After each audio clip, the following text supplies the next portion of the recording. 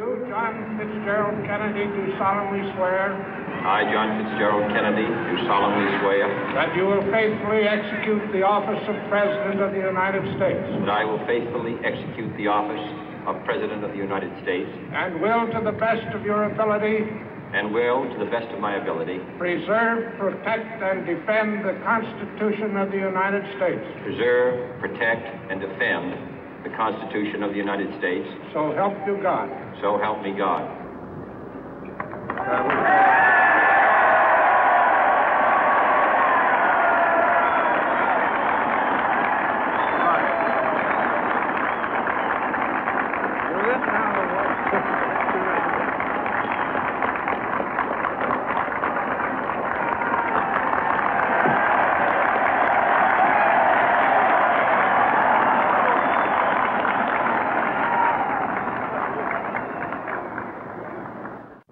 Vice President Johnson, Mr. Speaker, Mr. Chief Justice, President Eisenhower, Vice President Nixon, President Truman, Reverend clergy, fellow citizens. We observe today not a victory of party, but a celebration of freedom, symbolizing an end as well as a beginning, signifying renewal as well as change. For I have sworn before you and Almighty God the same solemn oath our forebears prescribed nearly a century and 3/4 ago.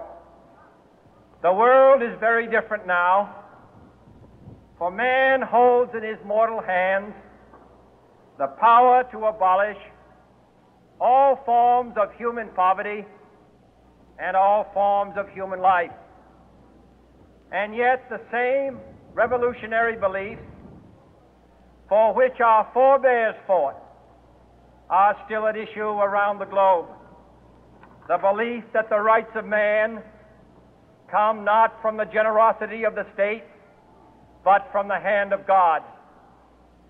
We dare not forget today that we are the heirs of that first revolution. Let the word go forth from this time and place to friend and foe alike that the torch has been passed to a new generation of Americans born in this century, tempered by war, disciplined by a hard and bitter peace, proud of our ancient heritage, and unwilling to witness or permit the slow undoing of those human rights to which this nation has always been committed and to which we are committed today at home and around the world.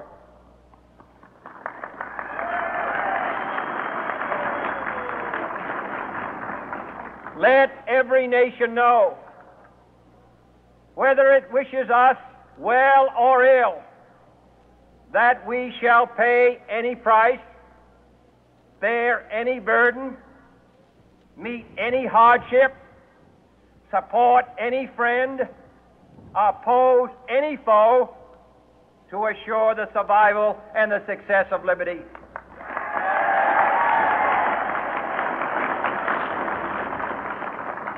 This much we pledge and more. To those old allies whose cultural and spiritual origins we share, we pledge the loyalty of faithful friends. United, there is little we cannot do in a host of cooperative ventures.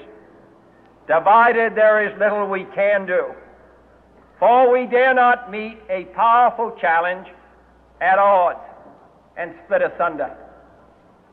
To those new states whom we welcome to the ranks of the free, we pledge our word that one form of colonial control shall not have passed away merely to be replaced by a far more iron tyranny. We shall not always expect to find them supporting our view, but we shall always hope to find them strongly supporting their own freedom, and to remember that in the past, those who foolishly sought power by riding the back of the tiger ended up inside.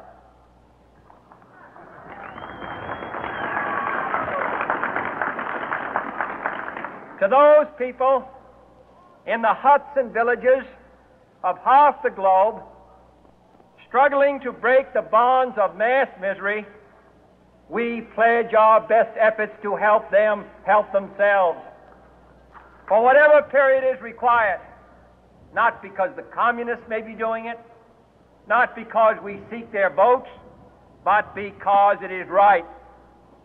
If a free society cannot help the many who are poor, it cannot save the few who are rich.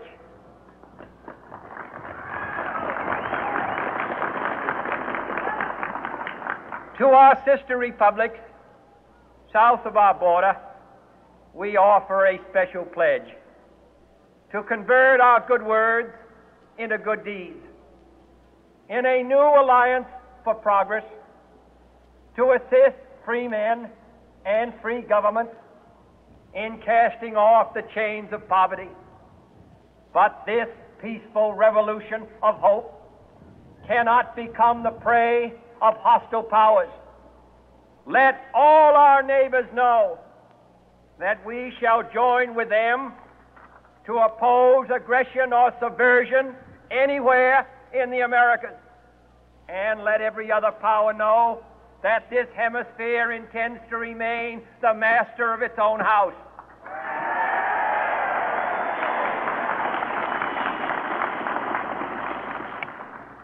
To that World Assembly of Sovereign States, the United Nations, our last best hope, in an age where the instruments of war have far outpaced the instruments of peace, we renew our pledge of support to prevent it from becoming merely a forum for invective, to strengthen its shield of the new and the weak, and to enlarge the area in which its writ may run. Finally, to those nations who would make themselves our adversary, we offer not a pledge, but a request that both sides begin anew the quest for peace. Before the dark powers of destruction, unleashed by science, engulf all humanity in planned or accidental self-destruction, we dare not tempt them with weakness, for only when our arms are sufficient beyond doubt can we be certain beyond doubt that they will never be employed. But neither can two great and powerful groups of nations take comfort from our present course, both sides overburdened by the cost of modern weapons, both rightly alarmed by the steady spread of the deadly atom, yet both racing to alter that uncertain balance of terror that stays the hand of mankind's final war. So let us begin anew, remembering on both sides that civility is not a sign of weakness, and sincerity is always subject to proof. Let us never negotiate out of fear, but let us never fear to negotiate.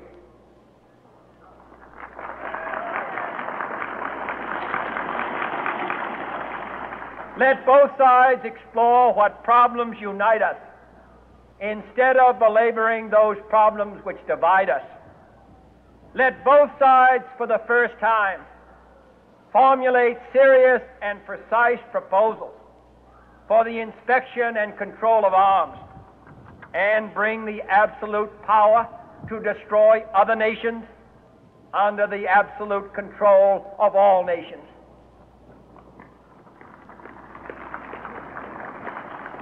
Let both sides seek to invoke the wonders of science instead of its terrors.